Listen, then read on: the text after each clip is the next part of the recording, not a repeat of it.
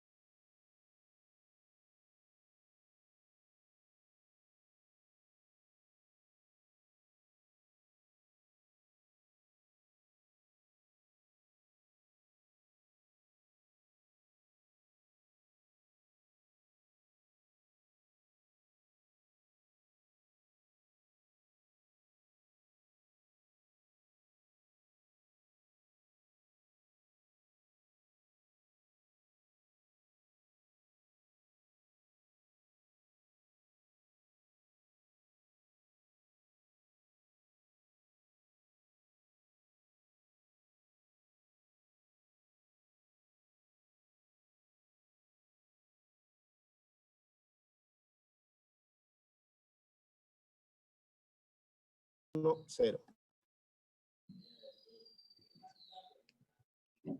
Buenas tardes a todas y a todos. Sean bienvenidas y bienvenidos a esta videoconferencia que, como ustedes saben, llevamos a cabo en cumplimiento de nuestras actividades de capacitación y acatando las recomendaciones de las autoridades de salud sobre la sana distancia en el marco de la emergencia sanitaria que vivimos. Gracias y saludo con afecto a quienes nos siguen de manera virtual. Se encuentra en este momento el doctor Roberto Eduardo Sigal Aguilar, compañero magistrado integrante del Tribunal Electoral de Veracruz, a quien agradezco su compañía en esta transmisión y reconozco su interés y apoyo constante en el desarrollo de las tareas de capacitación de este órgano jurisdiccional. El día de hoy nos damos cita para la realización de la conferencia en línea Derecho Parlamentario y Derecho Electoral, que será impartida por el maestro Sergio Carlos Gutiérrez Luna, diputado federal de la 64 legislatura. Muchas gracias, maestro Gutiérrez Luna, por su apoyo y colaboración por esta conferencia con un tema tan interesante. Agradecemos al maestro Gutiérrez Luna por estar hoy presente de manera virtual y compartir sus conocimientos y experiencia en el tema. Es muy importante en el ámbito electoral la actualización constante en la materia, así como el trabajo en equipo. Es por ello que el tratar temas de sumo interés, como todos los interesados en la materia que se integra en la misma línea de conocimientos e intercambio de experiencias. Para el Tribunal Electoral de Veracruz es importante continuar con el programa de capacitación ahora a distancia a través de redes sociales, debido a que la contingencia sanitaria que se enfrenta a nivel mundial por la pandemia COVID-19 nos exige respetar y cumplir con las medidas de seguridad dispuestas por las autoridades de salud. Por este motivo, continuamos con nuestras funciones y brindamos una capacitación continua a los servidores públicos que laboran en el tribunal, a los estudiosos del derecho electoral, así como todo aquel que esté interesado en la materia. Por lo que el día de hoy transmitimos en vivo esta conferencia que dicta el maestro Sergio Carlos Gutiérrez Luna. Como integrantes del Tribunal Electoral es gratificante ver el interés que ha generado en la ciudadanía esta conferencia, porque de acuerdo a los informes de la Dirección de Capacitación, se tenía hasta las 11:30 del día de hoy un total de 725 personas registradas.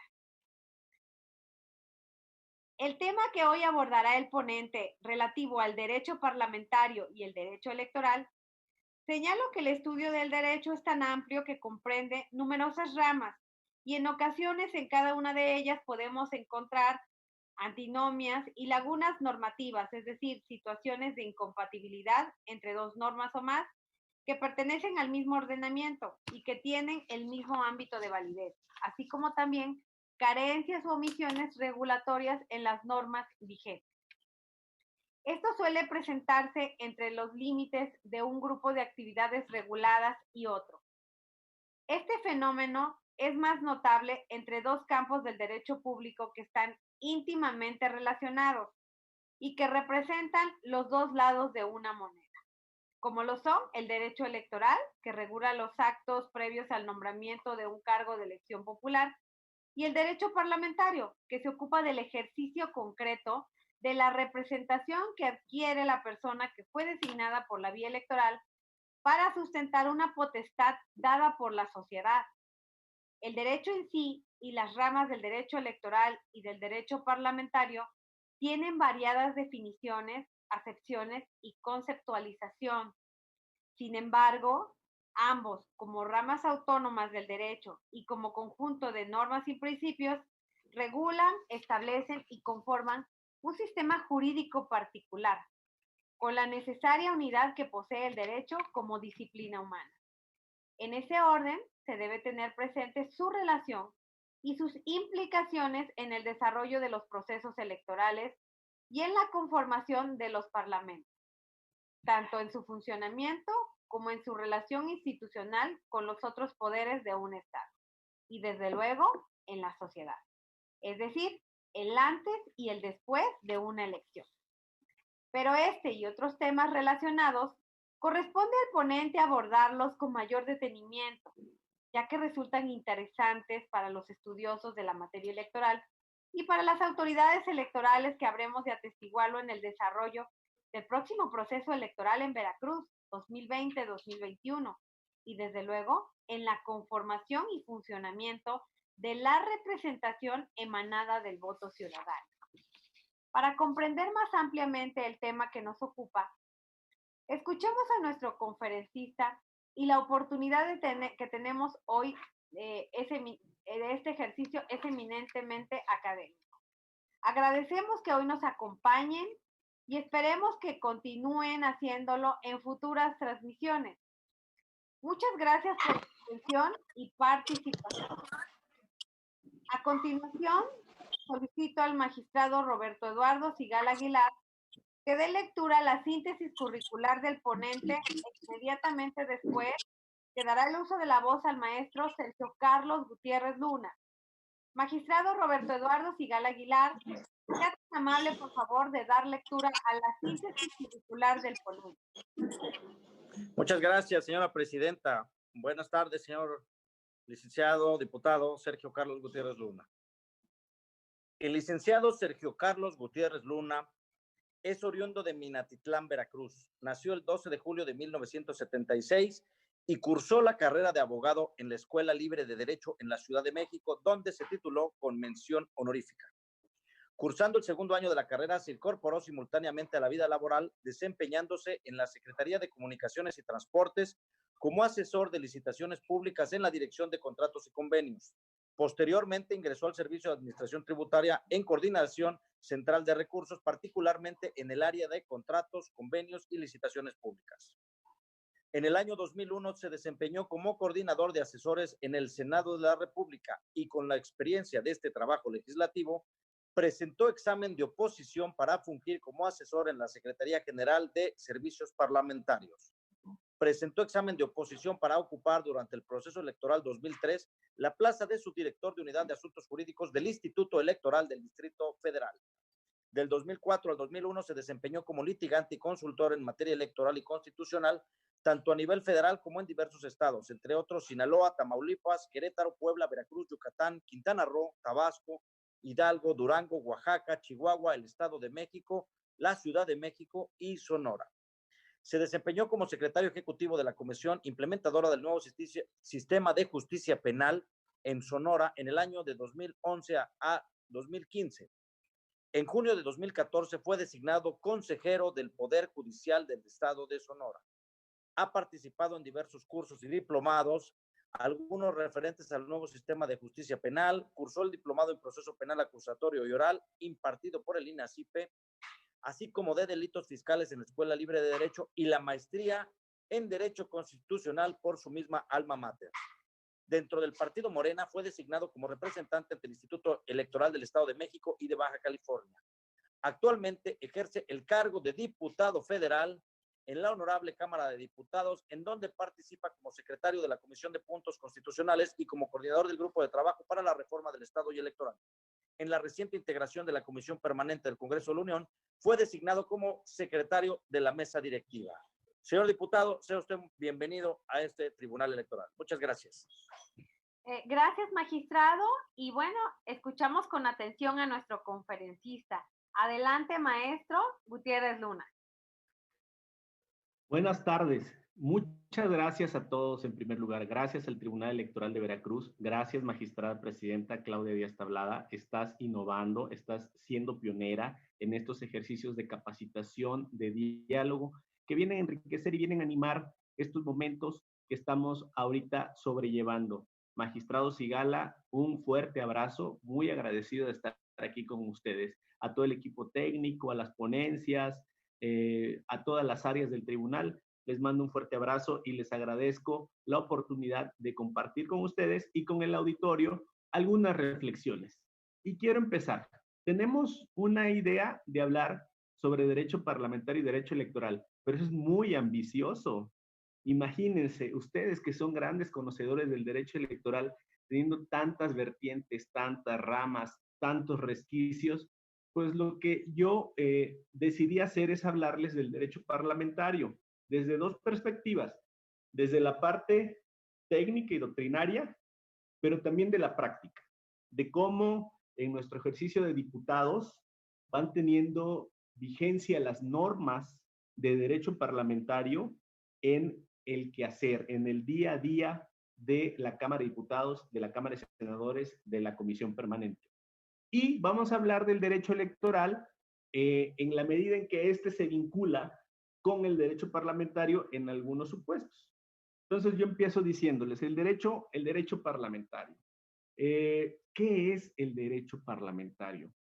¿Ha habido alguna confusión primaria sobre si el derecho parlamentario debe de entenderse como derecho constitucional o tiene cierta autonomía? ¿Por qué? Porque las normas esenciales del derecho parlamentario, muy detalladas, se encuentran en la Constitución. Las otras fuentes del derecho parlamentario, la ley orgánica del Congreso, los reglamentos, los acuerdos parlamentarios, desarrollan algunas prácticas, pero la esencia, el corazón del derecho parlamentario, sin el cual no puede subsistir, está en la Constitución. Y a lo mejor ustedes me dirán, es que todas las ramas del derecho tienen un sustento constitucional, diputado. Así es. Pero, por ejemplo, el derecho administrativo. El derecho administrativo no tiene un desarrollo tan detallado en la Constitución como lo tiene el derecho parlamentario. El derecho administrativo en la Constitución tiene algunas pocas premisas y todas las demás leyes secundarias son las que han desarrollado esta rama del derecho. Aquí al revés. La Constitución es la que contiene las normas fundamentales de facultades, integración, conformación, periodos, recesos, interacción con otros órganos, y eso ha en algunos momentos cuestionado si el derecho parlamentario es autónomo o no. La conclusión es que es autónomo, porque es un derecho que de alguna manera es susceptible de analizarse técnicamente en su homogeneidad y además que tiene implicaciones jurídicas directas en el ente objeto de estudio, que es el Parlamento. El Parlamento en un sentido amplio, en el sentido de Cámara de Diputados, Cámara de Senadores, con lo que es Congreso de la Unión y su órgano, la Comisión Permanente, y también las legislaturas locales, en cuyos principios subyacen los de derecho parlamentario.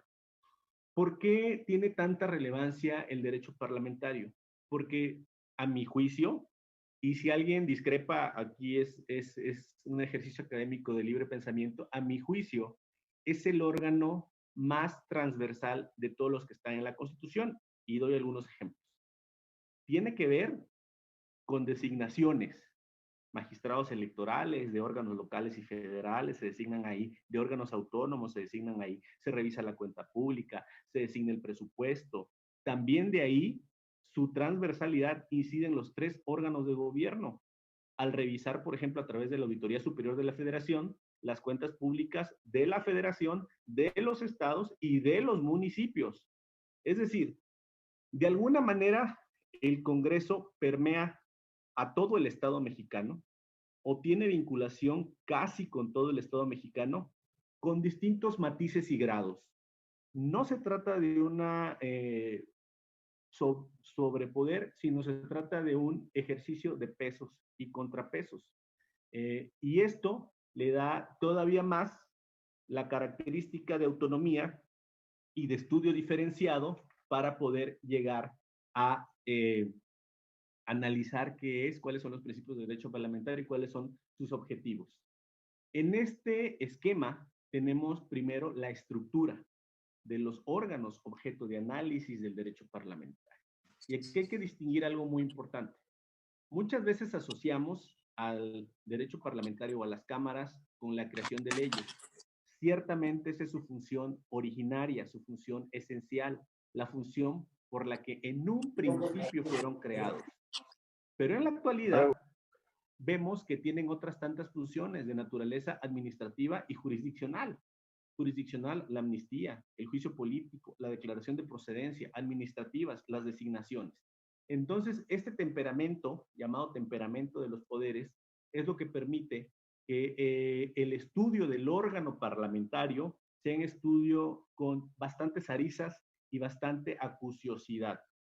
Y para entrar ya un poco al estudio de cómo funcionan las cámaras, yo quiero hablarles de su estructura interna. A lo mejor ustedes ven en la televisión cuando hacen alguna toma de algo que sucede en las cámaras, diputados que están arriba, otros diputados que están un poquito abajo y otros que están pues en todas las curules. Bueno, la Cámara funciona con una dirección, con una mesa directiva, que es el órgano de conducción parlamentario.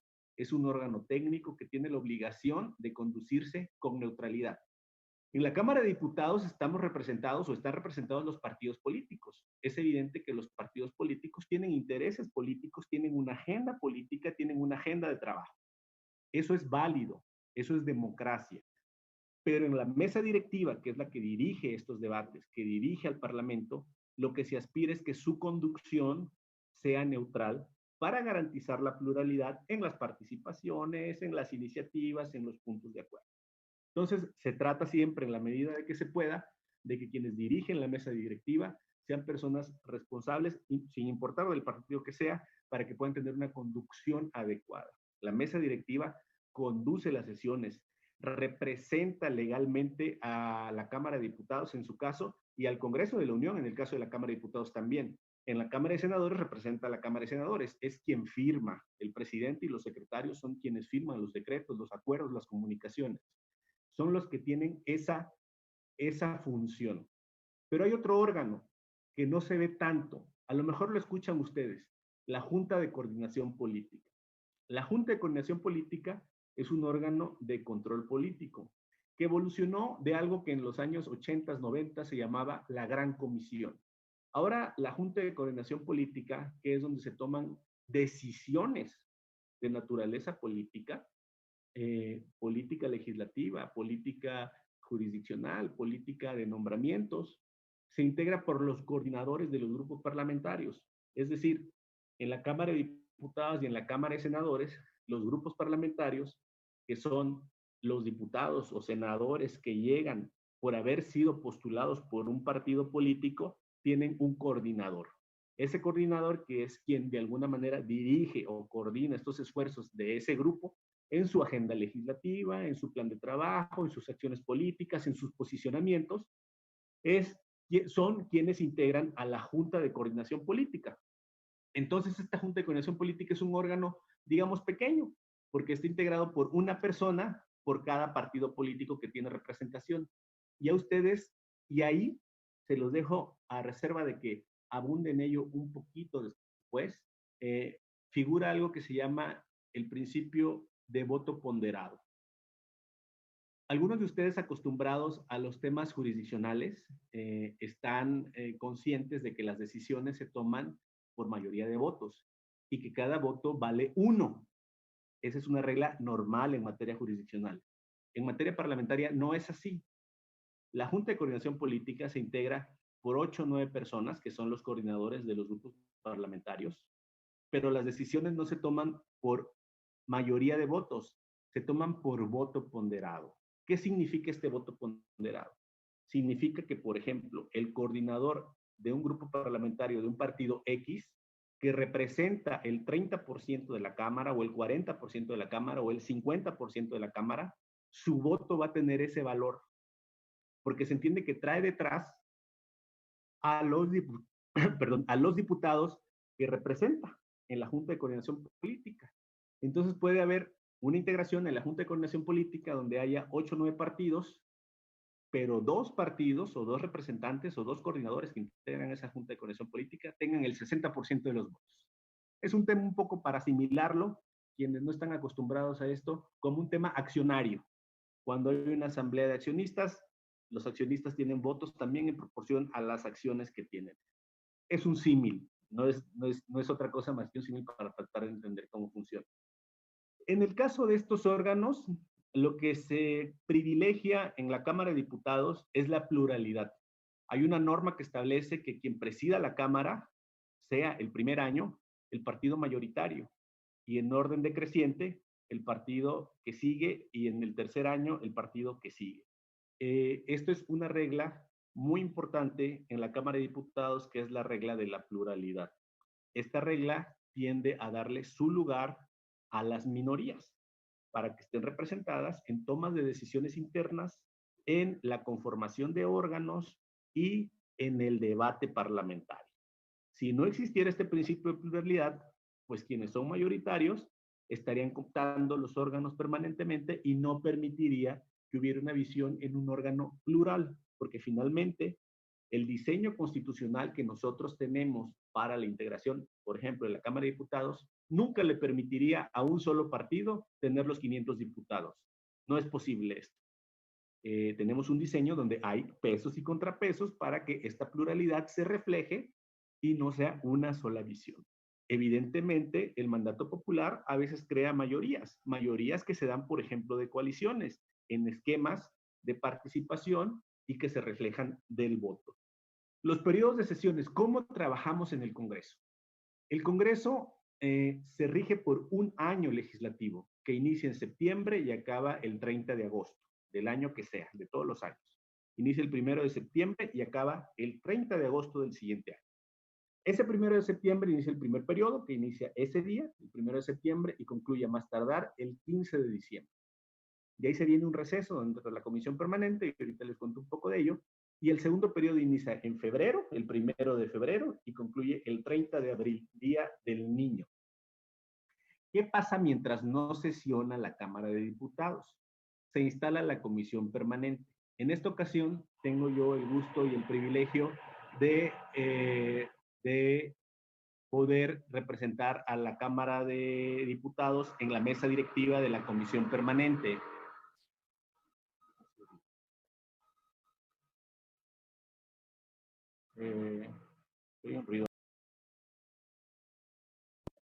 Y esta integración de la comisión permanente se conforma por 19 diputados y 18 senadores, dando un total de 37 integrantes. Estos 37 integrantes, de alguna manera, son los que dirigen a el Congreso de la Unión cuando hay receso en la Cámara de Diputados y en la Cámara de Senadores. ¿Qué hace la comisión permanente? No legisla, sí realiza algunas designaciones, es la arena natural para el debate político por esencia se da ahí, y todo ello nos permite tener una acción continua de trabajo legislativo durante todo el tiempo, a veces con sesiones y a veces con la comisión permanente. Entonces, de esa forma es como trabaja el Congreso en todo el año. Ahora quiero hablarle un poco de las facultades. ¿Cuáles son las facultades del Congreso de la Unión, de la Cámara de Diputados y de la Cámara de Senadores? Las facultades del Congreso de la Unión están en el artículo 73 constitucional y ustedes saben que es uno de los artículos más largos de la Constitución.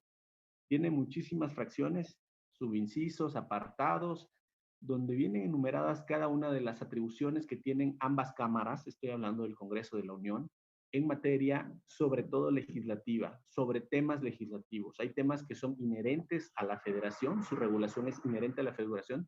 Hay otros temas que son concurrentes o compatibles con las entidades federativas y todo viene desarrollado ahí. Es una lista interminable que ustedes podrán ver cuáles son las facultades que tiene cada cámara, el Congreso para hacer o modificar leyes.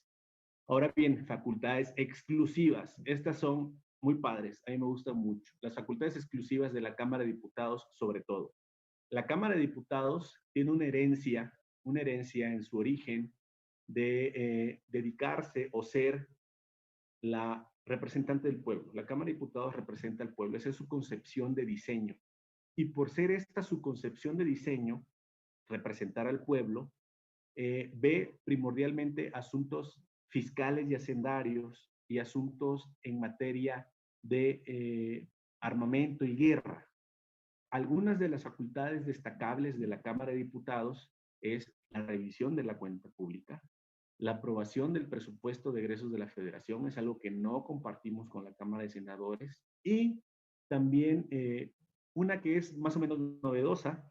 Por ejemplo, en la Cámara de Diputados se designan a los titulares de los órganos internos de control de los organismos constitucionalmente autónomos que ejercen presupuesto federal. Hay excluido nada más el Banco de México. Como ustedes saben, el Banco de México es un órgano autónomo que vive de sus remanentes. No está previsto en el presupuesto de egresos de la Federación. Entonces, esto es algo muy novedoso. Recientemente acabamos de nombrar, hace un año, un poquito más, a los titulares de los órganos internos de el INE, de la COFESE, del IFETEL, del INEGI, de la Fiscalía General de la República, y fue un proceso bastante interesante. ¿Qué se busca con eso? Bueno, esta transversalidad de la que les he hablado, que esos órganos autónomos que forman parte del Estado mexicano tengan una vinculación con otro órgano, que en este caso es un poder, que es la Cámara, bueno, una Cámara que conforma el Poder Legislativo, para generar contrapesos internos en estos órganos autónomos, a través del nombramiento de los contralores. Entonces, estas facultades son facultades exclusivas, históricas. Desde la primera concepción del Estado se le dio a los representantes populares, que luego fue evolucionando al bicameralismo, esta atribución para que los diputados entendieran o supieran o conocieran de estos asuntos, sobre todo hacendarios y de fiscalización. En el caso del Senado de la República, pues no tiene nada que envidiarle a la Cámara de Diputados. El Senado de la República tiene sus facultades exclusivas bastante interesantes en materia de relaciones internacionales. Ahí se aprueban los tratados internacionales. El Tratado de Libre Comercio se aprobó en la Cámara de Senadores, es una facultad importantísima.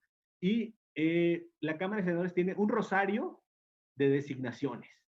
La Cámara de Senadores designa a veces solos, a veces con injerencia de otro poder, ya sea el presidente de la República o la Suprema Corte de Justicia, a ministros, a magistrados de tribunales electorales federales, a magistrados de tribunales electorales locales, a integrantes de órganos autónomos, como es la COFESE, el IFETEL, también a los magistrados de los tribunales administrativos, agrarios. Tienen, se puede decir, casi todos los nombramientos. Yo diría que a la Cámara de Diputados nos quedan solo 2 nombramientos. El nombramiento de los consejeros del INE y el nombramiento de los órganos titulares de los órganos internos de control de los órganos autónomos. Alguna vez, esto lo cuento como anécdota, platicando con Pablo Gómez, que es un parlamentario de toda la vida, alguien que por primera vez fue diputado en el 88, a quien yo admiro y respeto por su conocimiento de la historia y del Parlamento, le dije, don Pablo, ¿no cree usted que el poder de los senadores es demasiado amplio porque designan a todos, a casi todos los servidores públicos de relevancia constitucional en el Estado mexicano? Y me dijo, no estás viendo algo. El poder de bolsa de la Cámara de Diputados es muy superior a ese poder del Senado. El poder de bolsa que se refiere a aprobar el presupuesto, a determinar a dónde va el dinero a través de acciones de políticas públicas y la revisión del dinero, es un poder muy grande. Entonces, no hay nada absoluto. Simplemente hay diferencia de competencias que se compaginan y que nuestra evolución de diseño constitucional ha ido de una forma u otra orientando. Hablo de algunos principios en materia del derecho parlamentario que son muy diferentes a algunos principios que ustedes viven, por ejemplo, en los órganos jurisdiccionales. La materia jurisdiccional evidentemente es una materia más estricta con ciertos principios porque su naturaleza así lo exige, pero el derecho parlamentario es más flexible. El principio de deliberación, que es que los asuntos que se resuelvan preponderantemente deben de ser deliberados entre los que integran el Parlamento. Es decir, el sacar un asunto de manera rápida es algo que va en contra de la esencia del Parlamento porque lo que se busca es ese debate. El principio de representación que les comentaba hace un momento, el poder, por decirlo de alguna manera, en una Cámara que tienen determinados diputados representados en un grupo parlamentario, se refiere a el número de diputados que tenga. Es un tema de número. Es un tema de número el que está ahí. Tema de argumentación parlamentaria, principio de argumentación parlamentaria. El principio de argumentación parlamentaria se refiere a que es necesario ganar el debate para poder llevar a cabo estos temas en su análisis y comprensión. El principio de eficacia parlamentaria se refiere a que las decisiones que tome la Cámara deben de tener una naturaleza preferentemente positiva, eficaz, que redunde en un beneficio social. Y ahora quiero hablarles de una perspectiva para entender la evolución parlamentaria.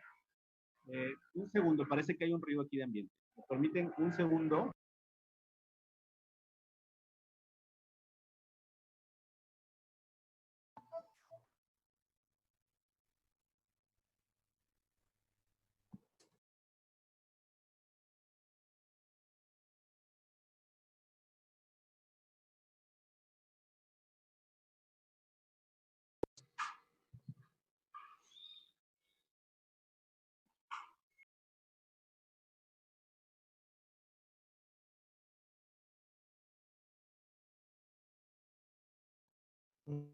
Tenemos un ruido que se está metiendo en la participación. Ambiente que había, como estoy en mi casa, a veces hay que navegar con estos imponderables. Entonces les hablaba de la perspectiva del derecho parlamentario. ¿Cómo entender el derecho parlamentario ahorita? Ahorita es más o menos sencillo comprender lo que pasa en el derecho parlamentario, pero yo hago un análisis retrospectivo y para mí hay 2 años que son 2 años de inflexión en la evolución del derecho parlamentario. 1997, donde pierde la mayoría que siempre había tenido un partido, incluso la presidencia de la Cámara de Diputados la tiene alguien de oposición, y el 2000, donde hay un cambio en la presidencia de la República. Estos 2 fenómenos políticos tuvieron que ver con el desarrollo del derecho parlamentario. A lo mejor ustedes me dirán, ¿qué tiene que ver que el presidente cambie?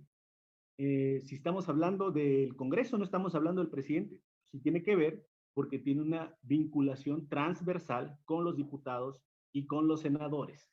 Entonces, desde mi punto de vista, ese fue un momento fundamental donde las cámaras revivieron.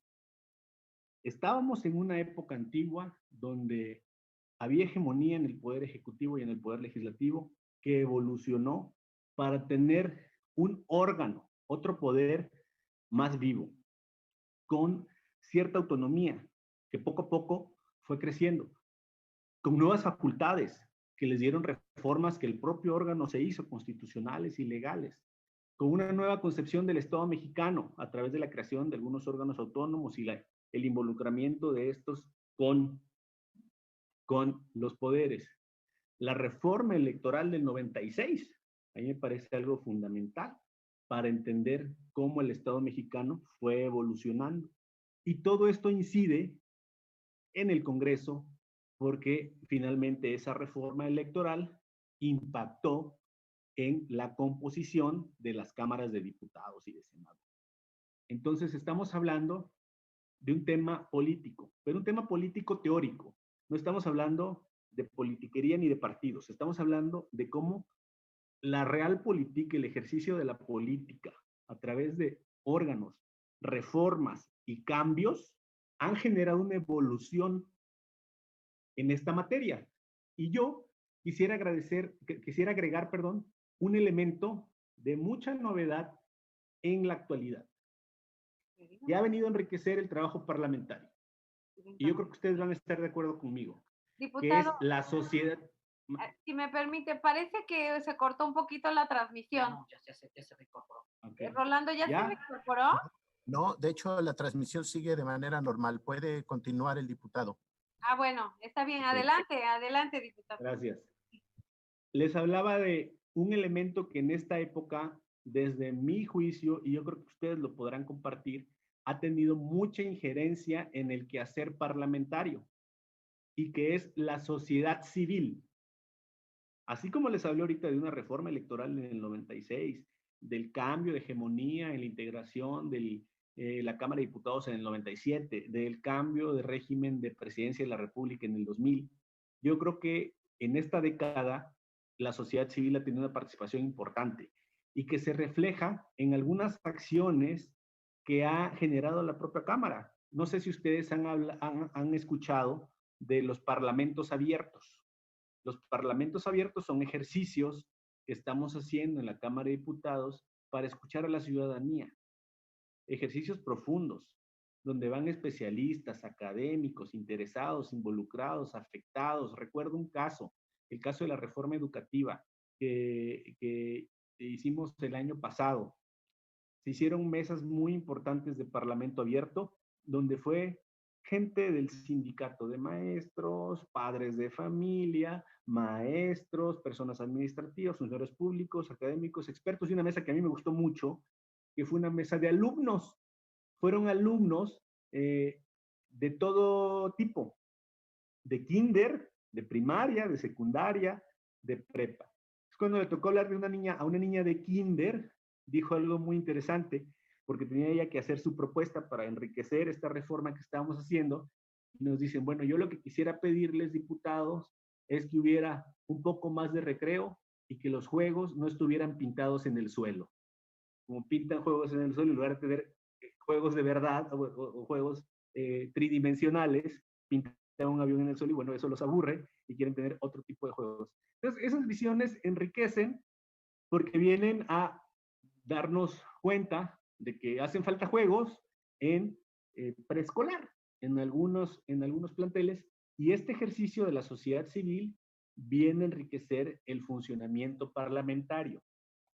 Entonces, todo esto conforma de alguna manera la masa que es el derecho parlamentario y la actividad política en la Cámara. La actividad política es la arena política por esencia, donde los partidos políticos disputan sus posiciones, sus proyectos, donde debaten los de otros, donde impulsan agendas de políticas públicas, donde impulsan con recursos acciones de gobierno, donde también se ejerce un control sobre otros órganos, poderes o instancias de gobierno. Entonces el debate es un debate fuerte, pero es un debate que no nos debe de asustar. Es un debate que enriquece la democracia. Si el principio de deliberación se respeta siempre, los ciudadanos pueden ver las distintas posiciones y convencerse de una o de otra. Y nosotros tenemos la obligación de votar por la que es nuestra convicción. Y ahí, si nuestra convicción es acorde con lo que la ciudadanía desea, bueno, pues nos verá bien como políticos y como diputados. Si nuestras acciones no son acordes con lo que la ciudadanía desea, pues habrá un voto de castigo para quienes ejerzan esas acciones políticas. Ahora, quiero pasar a la parte del derecho parlamentario. Y aquí, si me equivoco, Presidenta, pues tú me corriges porque el experto eres tú y el magistrado Sigala y los demás ahí de la ponencia del tribunal. ¿Cómo se vincula el derecho parlamentario con el derecho electoral? Saben que es un tema de debate recurrente en el Pleno del Congreso. Yo he hecho muchas veces referencia a ese tema en el Pleno del Congreso, porque algunos diputados de otro partido diverso al mío a veces confunden o quieren confundir el derecho parlamentario con el derecho electoral. Entonces, en este debate, en esta pluralidad de expresión de ideas, yo trato de centrarlos bien. Evidentemente, hay un punto de una línea que delimita, desde mi perspectiva, el derecho electoral con el derecho parlamentario, que se marca cuando los legisladores toman posesión. Hay matices, hay excepciones, estoy hablando de una regla general. Y a principios de la década pasada, 2004, encontré yo el primer precedente donde se buscaba que un tribunal electoral protegiera a un grupo parlamentario porque este grupo parlamentario se decía marginado en el reparto de comisiones. En este reparto de comisiones, el grupo parlamentario decía que no le habían dado las que él quería y que el Tribunal Electoral debía de intervenir en la Sala Superior en aquella época para poder hacer válido su derecho de ejercicio eficaz del cargo para el que fueron electos.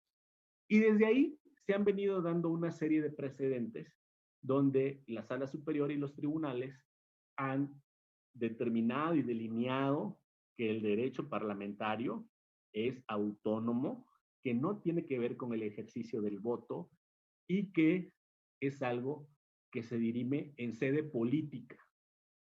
Cuando hablamos de sede política no tenemos que espantarnos, es otra arena donde se dirimen conflictos y diversos puntos de vista. Ahora, después de eso, han existido diversos asuntos que han llegado a tribunales. Algunos que a mí me llaman mucho la atención son asuntos que han sido recurrentes durante muchos años de expulsiones que han hecho partidos políticos a sus militantes legisladores, en su mayoría diputados locales, hasta donde recuerdo, creo que hay alguno federal también por ahí, pero en su mayoría diputados locales, por votar de manera diversa al resto de compañeros de su bancada.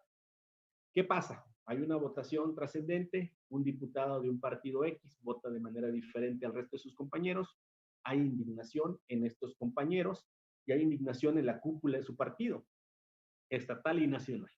Le levantan un procedimiento disciplinario conforme a las reglas de ese partido y lo expulsan. ¿Qué han dicho de manera clara los tribunales? Han dicho, bueno, han privilegiado la inmunidad parlamentaria, que los diputados puedan expresarse de manera libre y sobre todo que el ejercicio de su cargo, de su función por la que fueron votados, lo hagan de manera libre. Y aquí es donde viene la identidad de la que hablaba hace un rato. Bueno, a lo mejor un diputado está en descoordinación con el resto de sus compañeros, pero en coordinación con la sociedad. O a lo mejor está en contra de la sociedad, pero asume el costo político que esto le representa.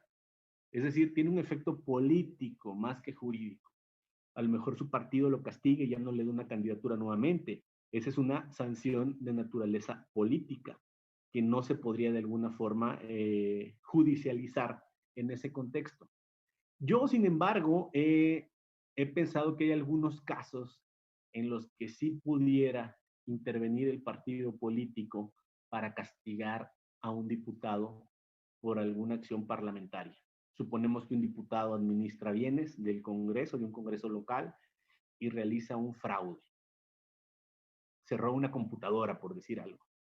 Pues es un ilícito que sí podría castigar el partido político y que desde mi perspectiva la inmunidad parlamentaria no protege, porque la inmunidad parlamentaria no tiene como objeto el impedir o el limitar que se cometan ilícitos de naturaleza penal. Tiene como finalidad proteger a los diputados para que manifiesten sus opiniones y voten en cierto sentido de una u otra forma. Entonces, con estos casos, tenemos uno reciente tendrá 2 meses, donde en la elección de estos integrantes de la comisión permanente, en la Cámara de Diputados, se tomó la decisión de no darle un espacio al Partido de la Revolución Democrática, siguiendo un principio de pluralidad. Les explico por qué. Hay partidos que tienen una representación muy amplia y hay partidos que tienen una representación minoritaria. A todos se les tiene que dar un espacio, pero ese espacio tiene que ser muchas veces proporcional a los números que representan. Se consideró que en este caso, al haberle dado en otras permanentes un espacio a ese partido que es minoritario, en otra permanente ya no había lugar a darle un espacio. Y se fue a sala superior ese asunto. Se inconformaron y otra vez sala superior volvió a decir, hay una diferencia entre derecho parlamentario y derecho electoral. Esa fue una decisión soberana del Pleno de la Cámara de Diputados que determinó ejercer un principio de pluralidad alternado para la integración de la mesa directiva. Yo me quedo también con alguna reflexión que ha generado alguna polémica en el ámbito académico, donde se mezclan los dos aspectos. Se ha hablado en la actualidad que el derecho parlamentario, el derecho electoral, en conjunto con el derecho parlamentario, generó alguna mayoría ficticia en la Cámara de Diputados. Es un tema que ha estado ahí en el ambiente, que se ha manejado. La realidad es que no se distingue la línea, se mezcla. Y esa mezcla nos arroja, desde mi perspectiva, una conclusión errónea. ¿Por qué? A ver, hay reglas para participar en la contienda electoral. Estas reglas incluyen las reglas de participación como coaliciones, reglas que han sido exploradas y judicializadas durante muchos años y donde han existido criterios firmes sobre cómo las coaliciones pueden participar y cómo después de terminada la coalición, los partidos políticos se adscriben a diversos grupos parlamentarios. Ahí se cierra un apartado, ahí se cierra un capítulo. El siguiente capítulo es, bueno, ya después del ejercicio meramente electoral, aritmético, con estas fórmulas que tenemos para asignar diputados, senadores, diputados locales, regidores, pues resulta que los de un partido se quieren ir a otro. Eso ya no es materia electoral. Eso es materia parlamentaria. ¿Por qué se pueden querer ir a otro? Por mil causas. Porque desaparece el partido, por ejemplo, que pierde su registro, que sería una consecuencia jurídica válida, pero también hay consecuencias o un ánimo político en algunos que intentan o se cambian de partido. Lo vimos la semana pasada, hubo 2 cambios en el Senado. Eso es normalidad democrática. Eso son acciones que el conjunto de fuerzas políticas van reconformando una realidad parlamentaria que tuvo un origen y que después evoluciona conforme van pasando cosas en el país o en el propio parlamento. Y es válido. ¿Hay estrategias en las cámaras de diputados y senadores? Por supuesto que sí, porque los partidos políticos quieren que sus posiciones prevalezcan. Ese es el tema del debate por el poder público. Es algo normal en cualquier democracia. En cualquier democracia, en los parlamentos, pensemos en Estados Unidos, los coordinadores, los whips se llaman, en Inglaterra, tienen sus estrategias para sacar adelante sus proyectos de gobierno o para contrarrestar un proyecto de gobierno si es oposición. Y todo eso es teoría política. Entonces, yo de platicar con algunas personas estos temas, me doy cuenta que cada vez la ciudadanía tiene mayor conciencia de cómo funciona el esquema político. Y lo que los legisladores debemos de tener conciencia es que tenemos que rendir cuentas. Y esa rendición de cuentas es una rendición de cuentas política a la ciudadanía, a los que nos eligieron, y que los programas que nosotros vayamos de alguna manera impulsando, implementando, pues sean acordes con lo que la ciudadanía expresó o la ciudadanía quiere. O en su caso, pues tener una consecuencia política. Yo creo que todos estos aspectos pueden darles a ustedes una idea del panorama de cómo se trabaja en el Congreso. Es un trabajo un tanto cuanto más desordenado, y lo pongo entre comillas, el trabajo de un tribunal, porque hay muchas acciones que suceden de manera rápida, repentina, hay que tomar decisiones prontas, eso le da un dinamismo y le da una celeridad que muchas veces quien está atento a los temas, bueno, pues puede impulsar temas en los que tiene interés. Es una rama interesante, es una rama en la que hay todavía muchos temas por abordar, hay muchos problemas que caen en la escala del análisis constitucional, del análisis jurisdiccional, del propio análisis parlamentario. Y yo quisiera, si me lo permiten, magistrados, dejarle ahí para abrir un espacio de preguntas y respuestas a quienes tengan la intención o alguna duda en este sentido.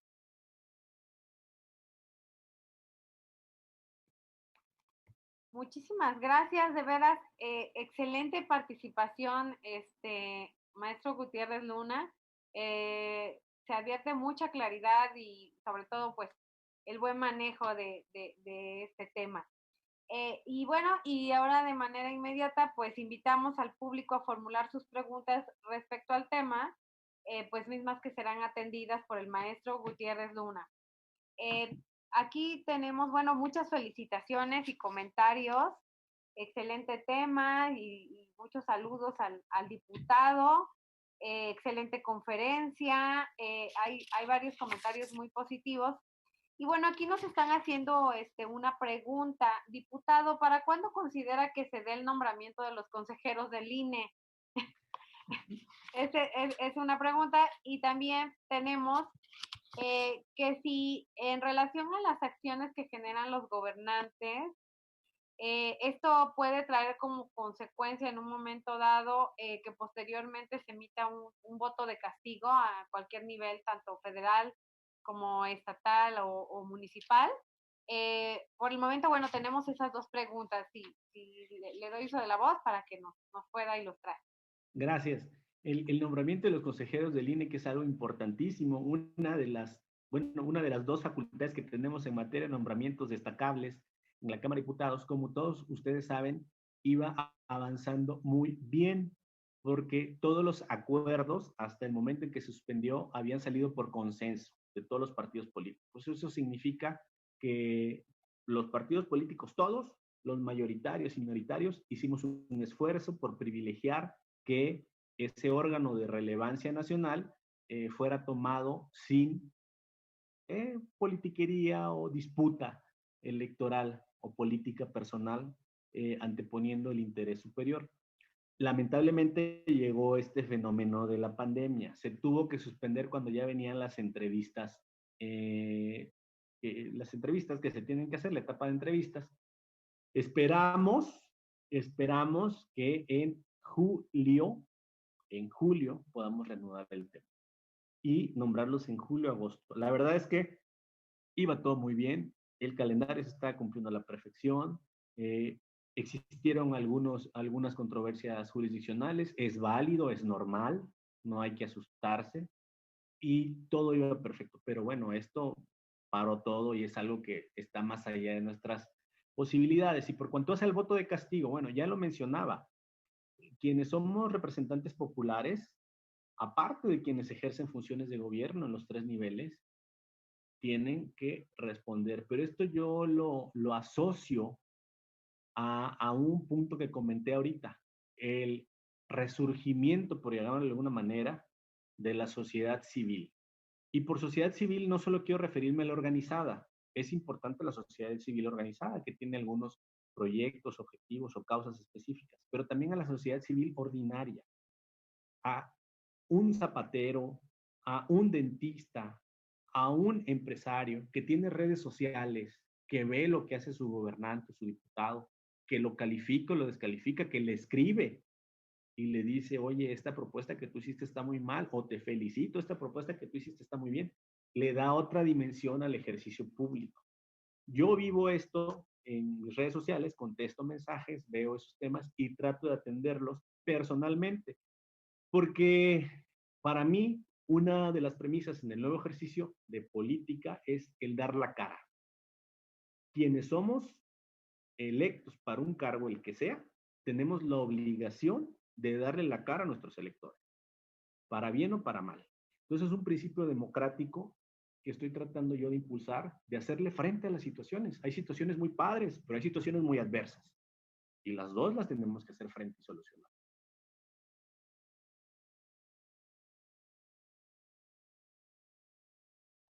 Ay, muchas gracias. Bueno, aquí también nos hace otro que nos acaba de llegar, otras preguntas. ¿Cuál fue la consecuencia inmediata del cambio de grupo parlamentario del senador José Ramón Enríquez? Una pregunta pues muy Sí, específica. pero la contestamos desde el punto de vista técnico parlamentario. Ayer, bueno, se filtró o se señaló, se difundió en medios, si no mal recuerdo, antier o hace 3 días. Y apenas ayer en la permanente se dio cuenta de su solicitud, se tuvo por recibida y se turnó a la presidencia de la Cámara de Senadores. Como estamos hablando ahorita de que estamos en receso, y es un asunto exclusivo de la Cámara de Senadores porque es un cambio de integrantes de esta Cámara, lo que se hace es turnar esta solicitud a la presidencia de la Cámara de Senadores, quien en breve va a proveer lo que proceda. ¿Qué fue lo que sucedió en la sesión de ayer?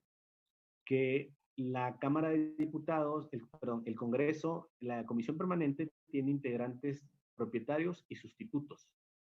Y los partidos parlamentarios pueden, digamos, valga la redundancia, sustituir a unos por otros. Entonces, el grupo parlamentario de MC hizo esa sustitución antes de que se diera trámite a el tema del cambio de mesa directiva, lo cual todo está dentro del parámetro de la legalidad.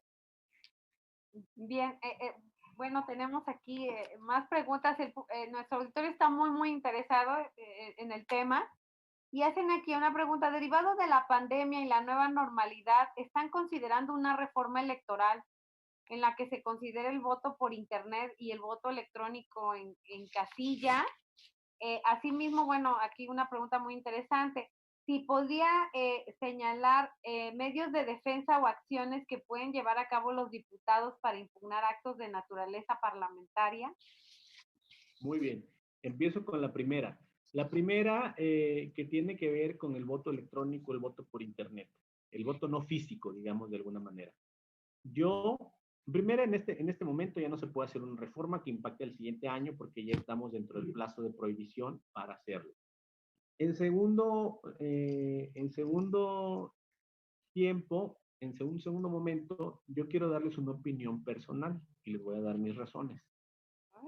Yo creo que todo voto electrónico o por internet, si se implementa, tiene que ser muy paulatino. La democracia implica un ejercicio de confianza. Y quiero darle algunos casos que están documentados, de algunas elecciones pasadas. Pensemos en las últimas 3 elecciones federales, donde ha habido elecciones de diputados, senadores y presidentes. Y a lo mejor algunos de ustedes recordarán las encuestas, incluso de gobernadores.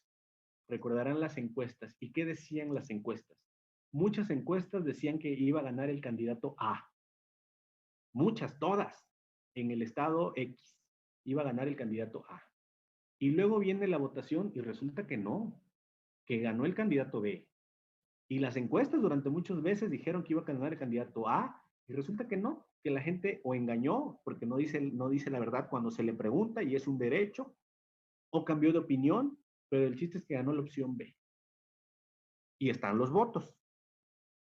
Imagínense una circunstancia así, sí genera desconfianza. Entonces yo creo que tenemos que irla construyendo poco a poco, de manera paulatina, con programas pilotos en algunos, ni siquiera en distritos, diría yo, sino en algunas casillas, para ir viendo cómo funciona y cómo se da. En el caso de los mecanismos de defensa jurisdiccional que tenemos los diputados, bueno, pues básicamente es la acción de inconstitucionalidad, donde 1/3 de la Cámara de Diputados puede ejercer esta acción para controvertir leyes. Esto en el caso de un ejercicio de control constitucional abstracto. En el caso de un ejercicio de control constitucional más específico, bueno, pues lo que algunos partidos que no están de acuerdo con algunas leyes y que no les dan los números, pues buscan promover amparos por personas interesadas o afectadas o incididas por estas nuevas legislaciones y de ahí tratar de generar un mecanismo de control constitucional. Entonces yo creo que esos serían los mecanismos. Bueno, hay otro electoral. Hay un caso que se me pasaba decirlo, donde se mezclan o parece que se mezclan la cuestión electoral y la cuestión parlamentaria. En el 2014, me parece, hubo una controversia entre la Sala Superior que promovió el entonces diputado Jaime Cárdenas, diputado por el PT, que fue consejero electoral, ustedes recordarán, en el año 97, en contra de la omisión de la Cámara de Diputados para designar consejeros del INE. Entonces, parecería que está impugnando o que impugnó un acto parlamentario. Pero la visión que tuvo la Sala Superior en aquel momento fue que no era un acto parlamentario, que era un acto electoral porque se trataba de integración de órganos electorales. Le dio la razón, si mal no recuerdo, y se ordenó que se llevara a cabo el procedimiento. Pero ahí hubo un cambio de visor para ver ese asunto que se podía ver desde dos perspectivas, desde la perspectiva parlamentaria o de la perspectiva de integración de órganos electorales, que ustedes saben que eso sí es algo que es susceptible de tener un control jurisdiccional y la competencia ordinaria es de la sala superior. Entonces, esos son un esbozo de los mecanismos de control constitucional que pueden tener diputados y otras personas en contra de las acciones de la Cámara de Diputados. Si quiero abundar ahí en un tema. Hace poco se hablaba, bueno, la ley de amparo, como ustedes saben, señala o determina la improcedencia respecto del juicio de amparo de las designaciones soberanas que realizan las cámaras de servidores públicos del Estado. Es decir, una designación en un órgano no electoral no es susceptible de ser revisada vía amparo. Y alguien puso hace poco en un Twitter, ¿y si alguien impugna la constitucionalidad de esa disposición de la ley de amparo por denegar el acceso a la justicia? Es una pregunta que yo se las dejo de tarea. Decir que la ley de amparo es inconstitucional por cuanto hace a la inviolabilidad de las designaciones que hacen las cámaras. Porque a juicio de quien argumentó esto, dice, pues nos impide el acceder a una justicia efectiva. Entonces es un tema interesante.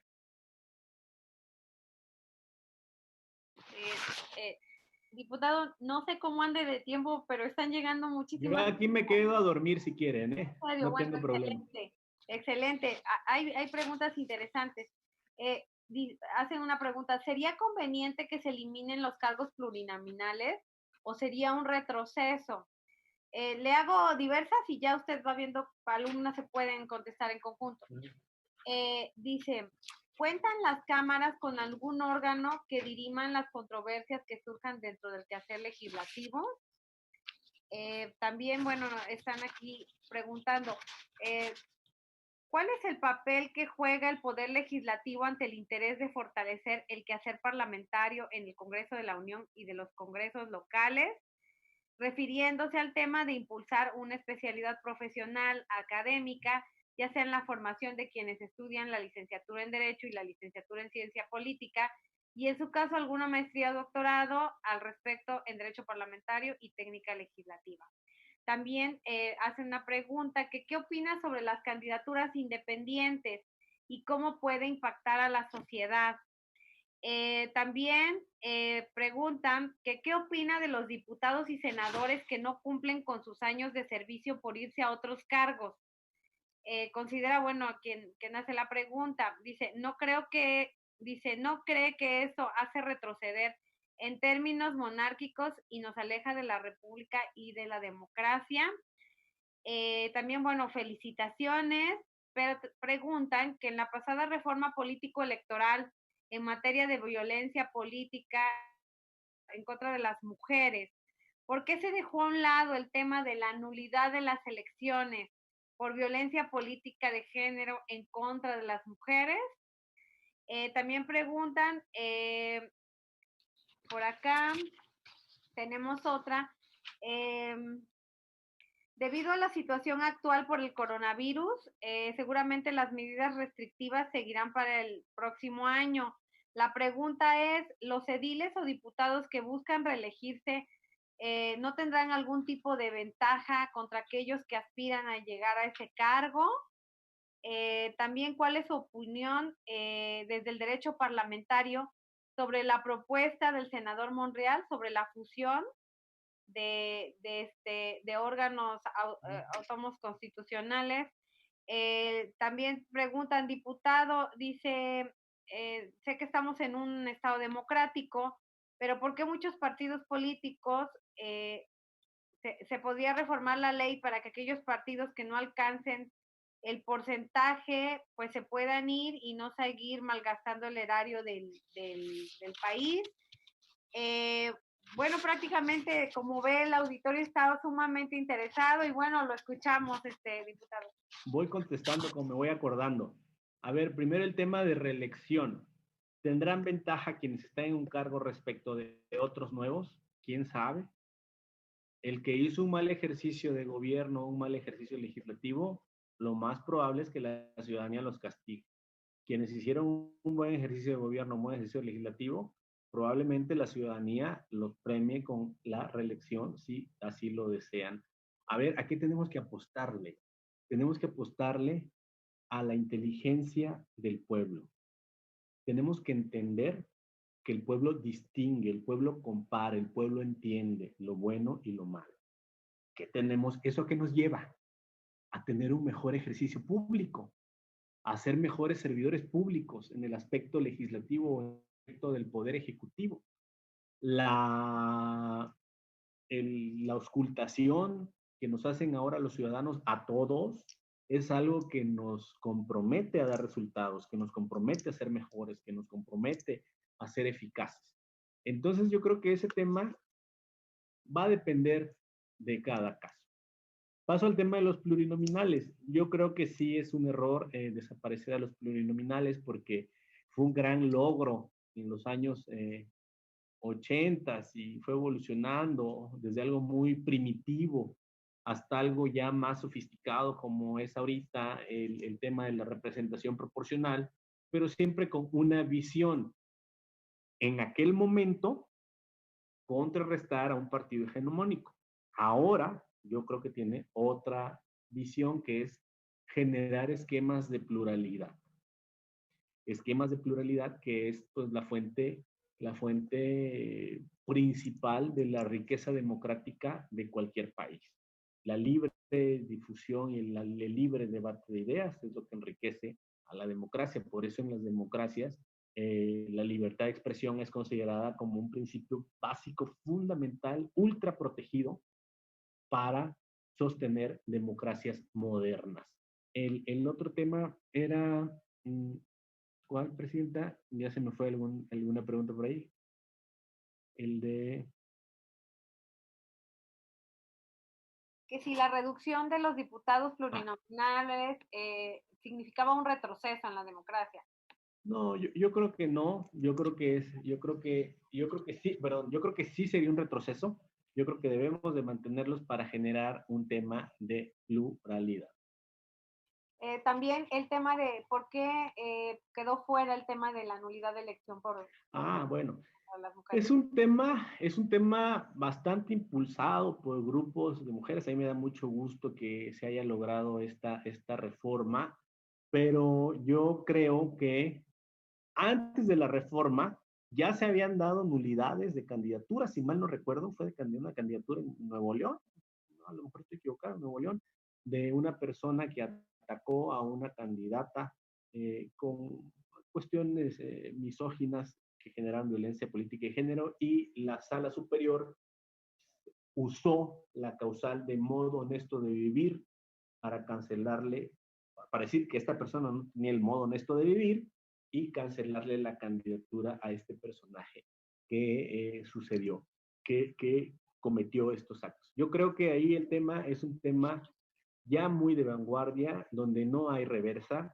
En mi perspectiva, la violencia política contra la mujer ya está proscrita de nuestro sistema y tiene garantías jurisdiccionales efectivas para salvaguardar los derechos de las mujeres. Yo creo que es algo en donde ya se llegó a un estadio superior en beneficio de las mujeres. Sí, también por ahí tenemos el tema de que, ¿qué opina de los diputados y senadores que no cumplen con sus años de servicio y que para irse a otros cargos, y esto no retrocede en términos monárquicos y nos aleja de la república y de la democracia? Pues miren, es una buena formulación de la pregunta, porque si tomamos cómo funcionan los sistemas parlamentarios, entenderemos que de esos parlamentos, Inglaterra, España, salen quienes dirigen el gobierno, pero es otra forma completamente diferente de organización del Estado. ¿Qué ha pasado en el Estado mexicano? Que a pesar de tener una república federal representativa, esa costumbre ha prevalecido para que, sobre todo algunos servidores públicos, bueno, algunos diputados y senadores, vayan a formar parte del gabinete del presidente que ganó de su mismo partido. Ha sucedido históricamente en todos los partidos. Si es un retroceso o no,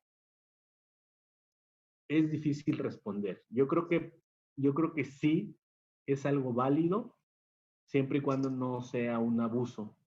Si hay una medida intermedia entre perfiles que pueden tener una buena experiencia o expertise desde el punto de vista del Poder Ejecutivo para invitarlos a dejar la Cámara de Senadores o Diputados y formar parte de un gobierno y enriquece eso al país, pues bienvenido. Si es solo un mero trampolín, pues me parece que no sería tan bienvenido. Entonces, hay que estar como en claroscuros. También tienen el tema de cuál es su opinión respecto a los candidatos independientes para si estos fortalecen la democracia. Definitivamente fortalecen la democracia. Definitivamente el viejo artículo 41 de la Constitución establecía que los partidos políticos eran el único vehículo de acceso de los ciudadanos al poder público. Entonces vivíamos la tiranía en algunos casos de partidos políticos. El sistema de partidos oligopólicos, centralistas, se dio mucho en México. Desde una perspectiva de análisis de teoría política, el resurgimiento o más bien la implementación de los candidatos ciudadanos, que empezó a tener mucho auge con el caso Castañeda, en aquel 2006, me parece que era cuando quería ser candidato a la presidencia de la República, que llegó a la Corte Interamericana, que la Corte Interamericana determinó que el Estado mexicano estaba siendo omiso, incumplió algunas obligaciones para garantizar derechos políticos mínimos a los ciudadanos mexicanos, ha venido evolucionando y hemos tenido resultados y los comento esos resultados no desde una perspectiva de política partidista, sino desde una perspectiva de eficacia del mecanismo. Hemos tenido gobernadores, diputados locales, diputados federales, si mal no recuerdo, y eso ha demostrado que el mecanismo es o fue eficaz. Ha habido algunas quejas sobre lo excesivo de algunos requisitos para poderse conseguir y, si mal no recuerdo, la Sala Superior ha ponderado, ha privilegiado la razonabilidad de esos requisitos, es decir, a veces exigen un número determinado de firmas que es gigantesco y la Sala Superior ha determinado que sea algo más razonable. Entonces, se ha ido modulando este ejercicio de las candidaturas independientes. Viene a enriquecer nuestro espectro democrático, sin duda alguna. Es algo que debe de quedarse y es un mecanismo que ahí estará vigente. Ay, muchas gracias. Si me permite, diputado, bueno, hay muchas inquietudes aquí y la verdad, pues queremos aprovechar que está con nosotros. Aquí hacen una pregunta. De acuerdo a la sobre representación en algunos municipios, en ese futuro, o sea, que si en un futuro ya se contemplaría eliminar el número de ediles excedentes.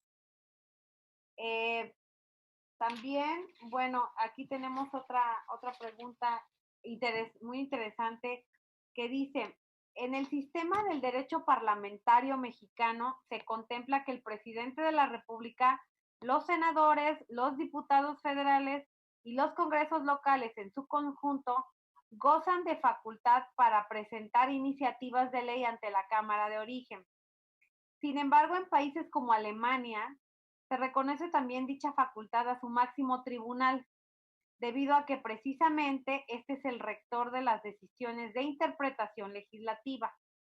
Consecuentemente, bueno, quiere saber quién me está preguntando, le gustaría saber su opinión acerca de si en México debemos continuar sin otorgarle la facultad de iniciativa a la Suprema Corte de Justicia de la Nación, bajo el argumento de la ruptura de la teoría clásica de la división de poderes y la invasión de esferas competenciales, o se debe superar esta postura y adoptar una visión más flexible y dinámica del principio de división de poderes.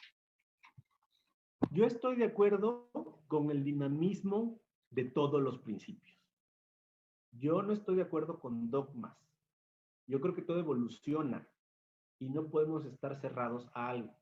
En este caso particular, y yo creo, no por esa razón, no por un dogma, no por salvaguardar principios, que no debe tener esa facultad la Suprema Corte. Y voy a decir por qué. Porque los órganos jurisdiccionales terminales, como es la Suprema Corte, son órganos que ya de por sí están dotados de una carga política muy importante. Asuntos que se resuelven en la Suprema Corte tienen una carga política muy importante. Y asuntos, no me refiero a asuntos de partidos, me refiero a asuntos de matrimonio, de concesiones, de impuestos, todos los asuntos que se ven en la Suprema Corte de Justicia tienen mucho contenido ya político y de controversia nacional, por ser un órgano jurisdiccional terminal, el máximo órgano. Yo creo que no sería algo productivo darle una facultad que les daría un ingrediente adicional de controversia política. Ellos tienen su facultad jurisdiccional que al momento de ejercerla generan una polémica, generan posiciones políticas, generan opinión pública, que todo eso de alguna manera incide en el Estado mexicano.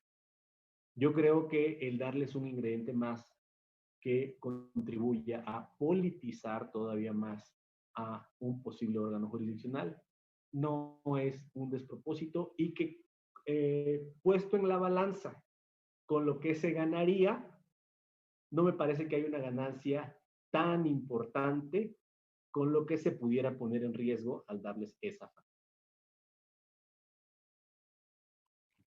Y bueno, por último tenemos aquí otra pregunta que nos hacen. ¿Cuál es su opinión en relación con la implementación del voto migrante?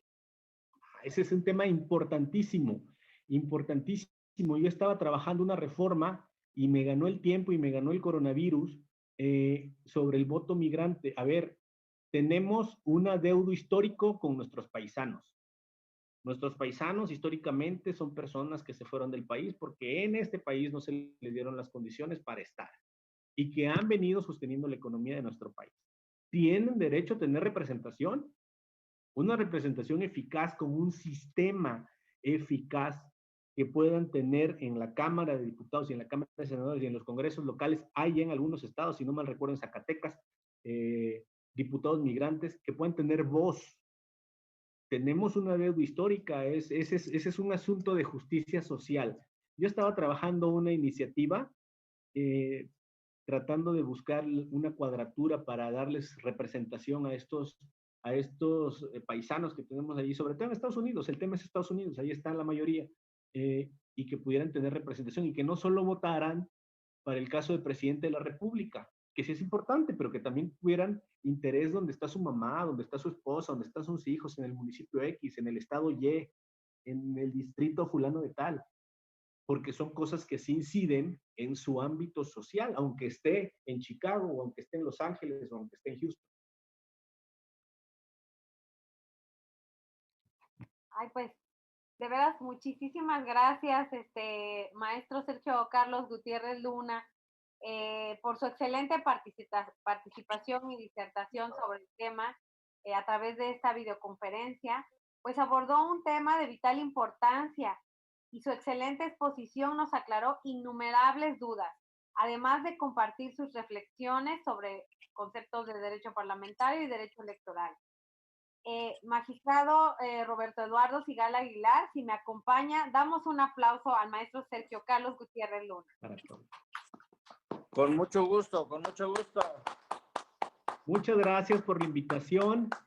Y yo quisiera, magistrados, agradecer a gente de Campeche, de Coatzacoalcos, de Tempoal, de Rafael Delgado, de Villa Cuichapa, de Tabasco, de Moloacán, de Martínez de la Torre, de Jalapa, de Huiluapan, de Cautemoc, de Cozoleacaque, de Ciudad de México, de Cosamaloapan, de Tuxpan y de Minatitlán, que nos vieron. Estos ejercicios enriquecen el conocimiento y generan armonía. Claro. Muchas gracias. Muchas gracias. Y bueno, y a continuación hago entrega del reconocimiento por esta conferencia al maestro Carlos Gutiérrez Luna. Un reconocimiento por participación en este programa de capacitación del Tribunal Electoral de Veracruz. Se lo vamos a hacer llegar con posterioridad. Y bueno, muchas gracias nuevamente, maestro Sergio Carlos Gutiérrez Luna, por su participación en esta conferencia. Muchas gracias. Dentro del programa de capacitación del Tribunal Electoral de Veracruz. Agradecemos a todas y todos los académicos, estudiantes, abogadas y abogados, servidoras y servidores públicos del Tribunal Electoral de Veracruz, a las autoridades electorales estatales y federales, a los representantes de instituciones públicas, a los dirigentes y representantes de institutos políticos y a todas y todos los que se dieron un tiempo para estar con nosotros en esta transmisión. Y desde luego a la ciudadanía en general y a quienes con su participación nutrieron más este evento. Muchas gracias a todos y de esta manera damos por concluida esta conferencia en línea y el Tribunal Electoral de Veracruz agradece como siempre su participación. Muy buenas tardes. Muchas gracias. Felicidades, presidenta. Gracias a los dos. Abrazo. Muy amables. Muchas gracias, muchas gracias. Abrazo.